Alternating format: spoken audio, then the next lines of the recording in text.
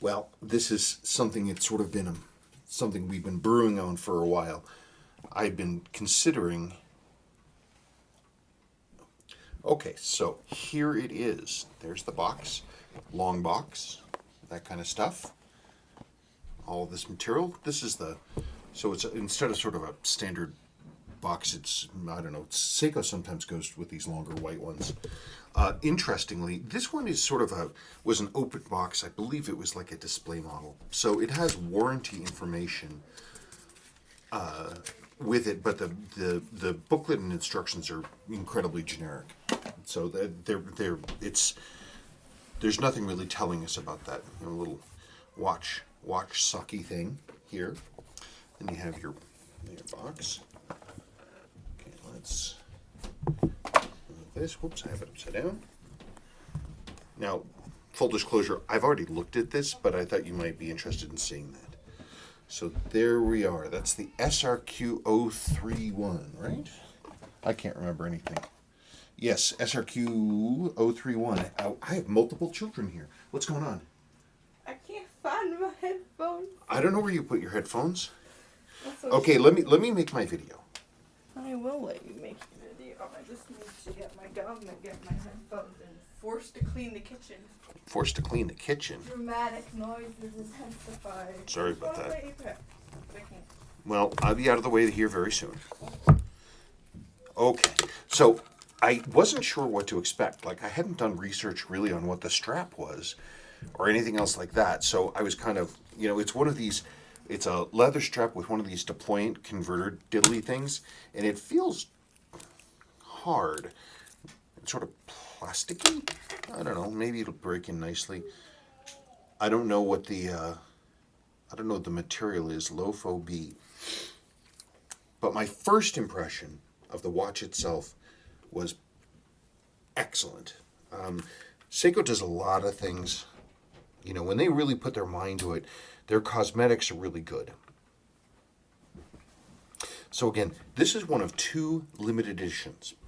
This is the 55th anniversary, sort of reissue, nod, homage, whatever you want to call it, to the 5717 one-button chronograph that was introduced for the 1964 Olympics. And so those, of course, were just a one button, and they only had a single thing, but it was a single hand. They weren't multi like this. But Seiko managed to actually do a great job of replicating the sort of the aesthetics of it, or as everybody loves to say, the grammar of design. They did a couple things I always look at first. Did they get the markers nice and flat? Are the hand surfaces nice and flat? And as we see, and this is one of the first things I look at, is you look at the hour and the minute hand, they're just dead flat, knife sharp, with a little division down the middle, which is great. Hang on just one second. Okay, I'm sitting down, and that is a welcome change. Okay, went running for the first time in a while yesterday, and I am a little sore. So again, absolutely flat, high polished markers, absolutely flat hands, which I really do like. It's one of my favorite things. Nice, flat, sharp, applied Seiko, but they never failed on that. This one is interesting. Unlike the other limited edition, this one does not carry the X on the dial. The other one is a reissue of the 6138 Panda. And the Panda, of course, that other one, the 6138, was a top and bottom double register. And so the Panda made sense. The reissue of it, these two are black and that one's white. It's interesting. Of the two, I really was more interested in this one because I'm a sucker for rotating rings. And so that's definitely what I got. So more aesthetic choices. So Seiko reached into their bag when they were working on these, and they have a couple throwback elements. One, two, and both of which I was happy to see. One, both of the pushers have this nice dimpled look, and that's a throwback to the to the way a lot of their crown designs for chronographs looked. This is a 6139 Pogue crown, an original one. You can see the dimple there, and so it was really nice to see that. The other thing they did was they actually see the knurling on this crown. Hang on one second. I'm filming. Hey. If I need something, I will ask you for help. Absolutely. So this crown right there, they replicated this. I don't have a 5717, but I do have a genuine 5717 crown. This is new old stock. It's the real deal. So you can see it has knurling around it and then blank spots. And it's slightly different, but the feeling of it is the same. And the size as well. I mean, they did a pretty good job there. So that was nice to see. Somebody really did their homework, which was cool.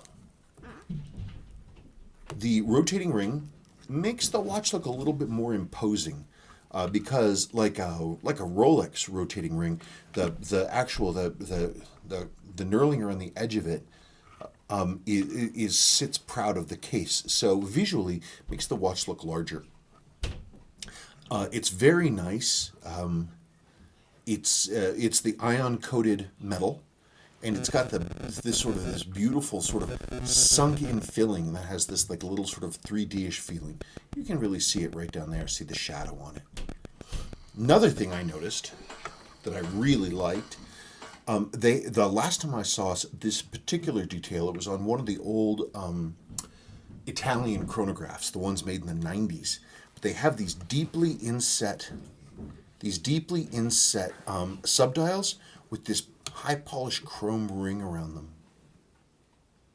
That's actually pretty neat. The dial has a lot of depth to it. You can kind of see how deep that goes. I'm not 100% sure about how I feel about the sweep hand. I'm kind of particular and peculiar about how I like these to look. I like to either, I don't know. It doesn't look like it was finished as well as it could have been. Well, I guess we can mic it up here. Hang on a second. Let's see if this thing's alive. And it is. Come on, zero out for me. So the thing that's interesting, let me back out here. The thing that's interesting to me is that it's a thick watch, in part because of this high domed crystal. So look, over 15 millimeters tall. That's pretty big. And again, as I said to Willow, come on, you can't be talking if you're going to be down here. Let me do this. Okay, so there's that. So 42, almost 42 and a half with that bezel on there. The case itself,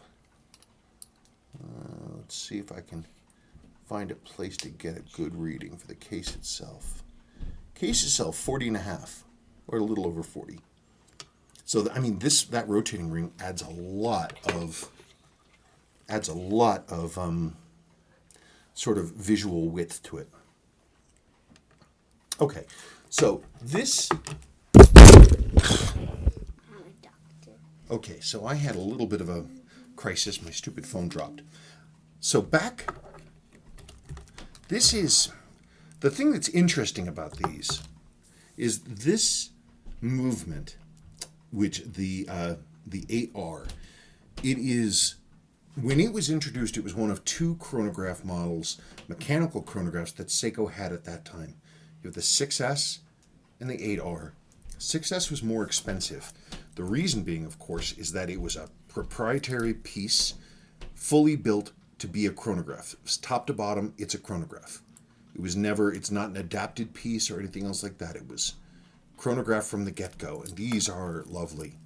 And of course, Seiko didn't make a whole lot of these because they licensed the design off to the movement design to Tag Heuer, who then pretended that it was their own design until they were caught and exposed. I'd love to get one of these. Where's Sebastian? Yeah, anyway. Oh. It's a weekend, so this is what you get. Sorry about kids everywhere, but that's the way life is here. Anyway, I would desperately love to have one of these. Desperately love to have one of these. But at the time when Seiko was thinking about what they were going to do for a mechanical chronograph,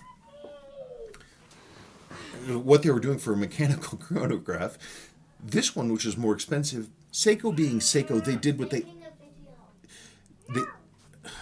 okay, I think we dealt with that. So anyway, Seiko going forward, modern Seiko made the choice that modern Seiko almost always seems to, which is that they kind of went for the more price efficient thing. Rather than producing this expensive and amazing thing, they went with the less expensive option. The thing with this movement is it is just like the Omega Speedmaster reduced. The chronograph is a module. The main movement itself is a standard 6R, 4R, which of course is based on the 7000 series, 7S, 7005, 7006, that kind of thing. It's the same. So Seiko took their venerable three-hand movement that they produced a bajillion of, and they designed a complex mechanical chronograph module that bolts onto the front. Now it's a cool module. It really is. It has like a 3-point hammer, so all of these the three registers reset simultaneously. Interestingly as well, because it's got the vertical column chronograph clutch thingies that it's gotten here. These are actually all independent. Normally when you have a mechanical chronograph with multiple registers, one will drive another, and they all are linked together. That's not the case here. Each one drives itself. So just to talk about, the venerableness of this particular movement, that means that this thing, aside from the module, is the same movement as, I was gonna get SNK 809. This watch, which you can get for $80, it has the same movement, basically. Well, it has the same base movement, I should say. And you can see it right there. I was gonna get you stuff. Okay, well that's fine, but I need to know which one I'm going to get. So that's one of the things that's kind of trippy. More or less the same. So you can go a little bit upmarket, and finishing certainly will change things. Like you have a SRQ033 here. And you can see that same setup is right there. Same baby. So I'm going to be very curious to see what the numbers on this thing are, because it's an expensive watch. It's limited edition, but it has this CD type balance. So who knows what the numbers are going to be like. And just to sort of make things kind of trippier. Okay, so that's a pretty nice piece, right? These are going up in value, these SARBs. It's also the same basic movement as the 7002 divers. Literally. Like, it's the same exact family. There are going to be a number of parts that would transfer over. It's going to be different, obviously. This one has not only a Sprawn mainspring, but also a Sprawn hairspring, Sprawn 631, I believe. You've got all this other, really like base level 7S movements. And all the way back to, so the heritage of this movement goes all the way back to the late 60s. Like this 7005 dress watch, unrestored by the way, from, this one's from 1972. But they were making these all the way back in the late 60s, like 67, 68, they were making these. So that's a very interesting thing. I will take a break and we'll go look at the numbers. Talking about the behavior of them. It's a nice hard click. Hang on. Willow's down here with me. She's playing with my stuff. Okay, so let's try that again. So to operate, it's a nice hard click. Poink. And it starts to run. Hang on. Willow? Shh. Sorry about that, folks. Interestingly, is that these subregisters, I'm used to seeing chronographs that wait until it's, the period passes and then it clicks over one, right? Well, this actually runs like an Omega 1140, is it, or 1040? I don't remember, but it's a smooth drive. The second you start to click this starts to roll, and this starts to roll as well. And they don't ever click to a certain thing. They very slowly move over, which is interesting. But resetting, you stop, is again a nice solid click.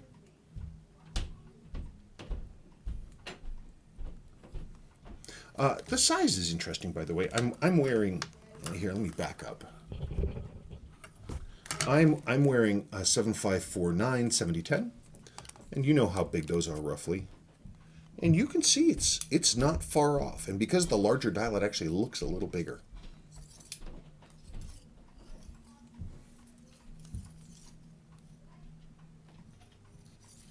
It's pretty. It's interesting. I don't see it has a little bit more sort of blurred case lines than one would expect. The whole like crazy Seiko Zaratsu finishing. This looks a little more basic and rounded, which is curious.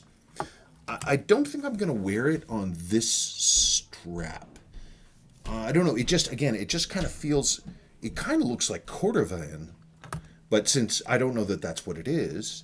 But this kind of shiny painted leather, I don't really like. Plus also, cordovan is made from horse's butt, which is not necessarily something I feel like having on my wrist. So I'm thinking about other stuff, other strap choices. I don't know where I'm going to go with those strap choices. I don't know, but I'm not going to wear it on this. I really prefer... That looks pretty nice. I really prefer sort of a more sort of restrained look. And I'm a real sucker for brown and black together. It's just kind of one of my things. I don't know, maybe that one. You know what? I like the look of this strap, but the color, it's too much like Hershey's chocolate that has started dividing up, and so you start getting that like cocoa butter sitting out.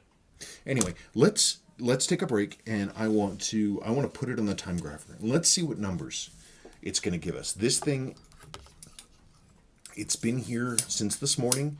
It's been running all day. In theory, it's at full power.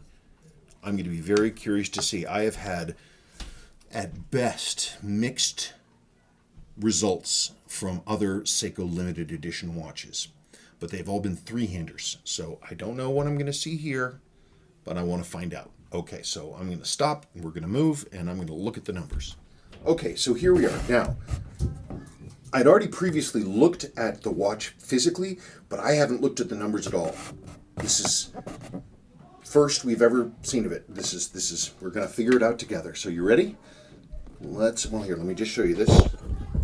So there it is on the diddly. Let's turn this on.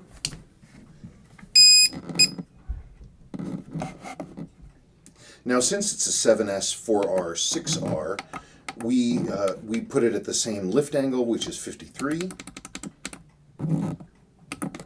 Let's see if it can hear. Well, that doesn't look very good. I don't think it can hear. Hang on just one second. Let's turn it upside down and put the crown against it, see if it can hear a little better. Ooh, that's a lot better result than I've gotten from a lot of my other limited editions, and those are good numbers. So again, that's much better. This watch has not been on a wrist. I think it was a display piece, but nobody wore it. But again, it's been running all day.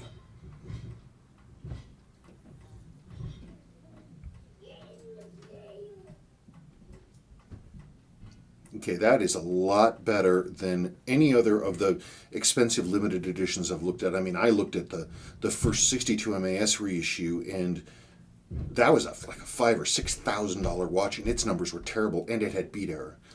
This noise, I don't take that seriously. I don't believe that. I think that the machine is having trouble hearing through this heavy case.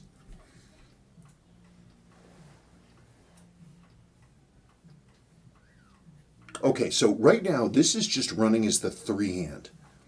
It's just the 3-hand. The chronograph module is not engaged.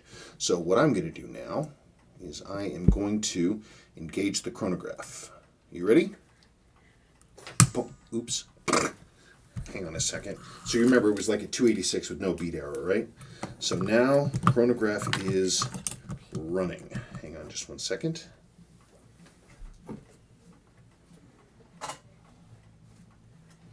So you're getting extra drag because you're powering an entire chronograph module in multiple registers. So you're going to get some drag. It's just the way that it is. But this, unlike earlier Seiko chronographs, which in my opinion were chronographs first that had an option to stop the chronograph, this is a chronograph. This is a watch first that has the ability to become a chronograph. So that's, it's more of a classic style chronograph.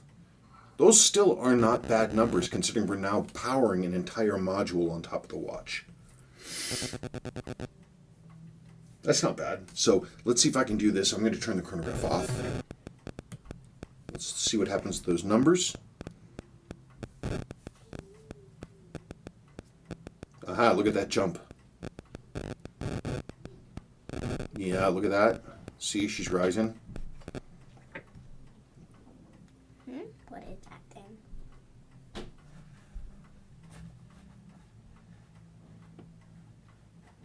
Okay, that's reasonable. I think that's okay. That's reasonable. You'll notice that the signal cleared up too. I changed the way that that was being held. No, I'm actually pretty happy with that. I'm pretty happy with that, and that's a nice relief because I have a hard time wearing a watch that doesn't run right. And for as expensive and limited edition as this thing is, it should run right.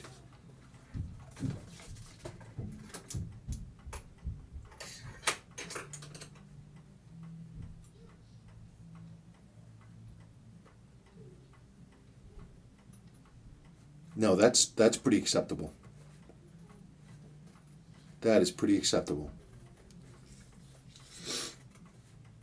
Okay, so I guess let's go back and think about some conclusions. Okay, so it is Sunday now, so it's been more than a week. This thing's running away. So let's week on the wrist. I've noticed that it has lost some time. Not a lot, but I mean, it's definitely over the course of a week, it's lost maybe 30, 40 seconds.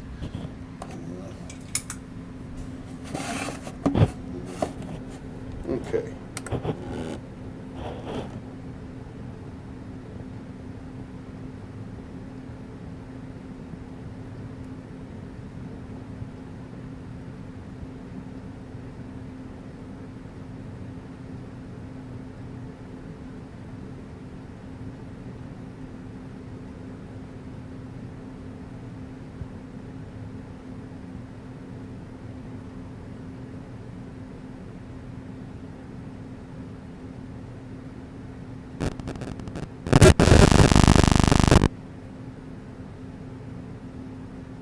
Okay, so obviously we're getting steady numbers. There's a little bit of beat error. If I went in, I could go in and adjust that out, and we'd probably get real nice accuracy. So let's see. So more than a week on the wrist. I took it off for, I don't know, a day and something in the middle of the week, and then I went back to it, and I was pleased. Again, some things that are interesting. One of the details that I really like, that I forgot to mention, when you have, it seems to always be a challenge to watch companies where they're going to put their date window. Sometimes they put them in over here, or they just try to get crafty. But they almost always use a rectangular window. And it sort of looks funky, and it tends to, I don't know, throw off the elements. One thing I really like, I like two things. One, obviously this is in between two markers, so it's not on a marker, which is normal. But in this case, it doesn't bug me at all because they made it a circle And they also made it so the date is still flat to the plane of the watch, which I actually think that's a great way. The first reissue version of this Seiko came out with, this is the 55th anniversary, right?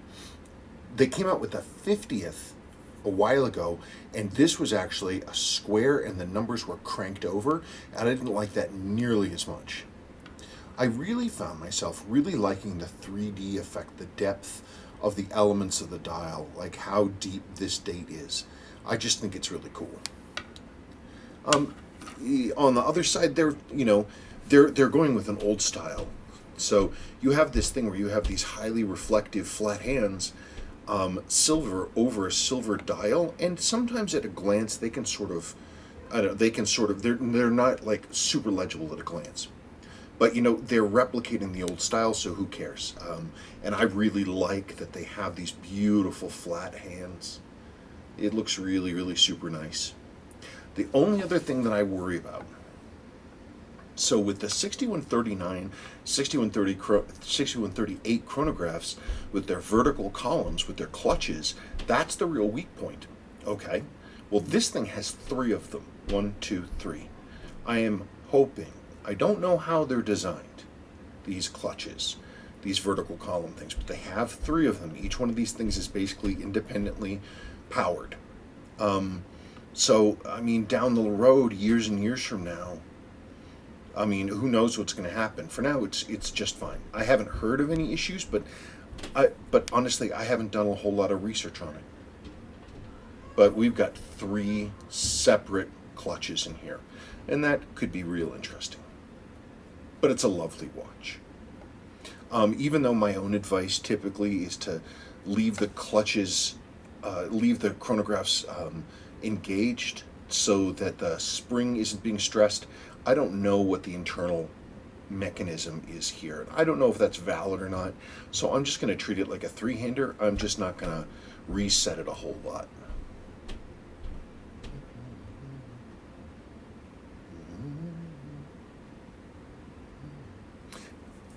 I don't know. It's pretty, and it's keeping good time, and it's got great amplitude. I'll have to keep it rolling and see how that persists. But this is giving me better and more consistent numbers than any other new Seiko that I have come across. So I mean, like this one doesn't really need anything. I could if I wanted to. I mean, I could pop the back off and I could pop the back off and regulate it, but I don't really know. I don't right now. I don't think that's. I'm always hesitant to open up a new watch and fiddle with it. I don't think I want to do that. So, I think the only other thing in terms of the loom, the only other thought I had, that it has tiny little loom marks on the dial, and just the hands are loomed. So at night it looks like a much smaller watch, and it makes sense. It's interesting to me that they did not loom any of these diver markers. I thought at first that these were going to be loomed, but they're not. But but that's really a minor quibble. I love the look and the finish of this semi-matte ion-plated metal bezel. I think it's really good. Overall, I think it's a home run. I think it's a nice watch. It's attractive, and Seiko did a lot of good stuff with it. So I think this is a nice watch, and I'm pleased to have it. And that's really about it. I want to thank Dan down at Timeless Luxury Watches in Texas for providing this for us, so we could really have a go with it. And I'm very glad that it's here. And I want to thank Dan a lot. Dan was great to work with. Very nice dude, and his website, Timeless Lux Watches, I believe, they have a lot of stuff. They're an authorized dealer for Seiko, and they have darn near everything. They even went and collaborated on a GS spring drive with Seiko. There's a special limited edition just for Timeless Luxury Watches. Cool.